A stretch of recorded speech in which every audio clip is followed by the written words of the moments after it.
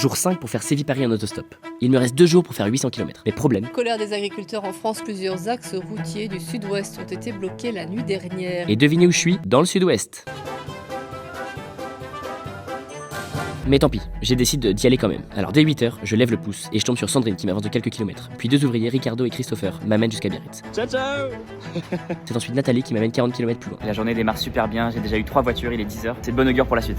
Arrivé sur l'aire d'autoroute, je parle à plus de 10 personnes, en vain. Puis j'interpelle une dame qui passe là en lui expliquant que je cherche une voiture pour remonter vers Bordeaux. Aurélie, 53 ans, accepte sans hésiter. Elle tient un gîte en Espagne sur le chemin de Compostelle et revient pour passer les fêtes avec ses enfants. Elle me raconte qu'elle a déjà fait Jérusalem-Saint-Jacques-de-Compostelle à pied en 9 mois, plus de 7000 km. Je suis touché par son histoire et sa générosité. En me déposant, elle m'offre un sandwich et elle m'aide même à trouver une nouvelle voiture pour que je puisse continuer mon voyage. On tombe alors sur Vanessa qui rentre à La Rochelle après un rendez-vous pro à Bordeaux. Arrivée sur place, Vanessa me fait gentiment la visite de la ville.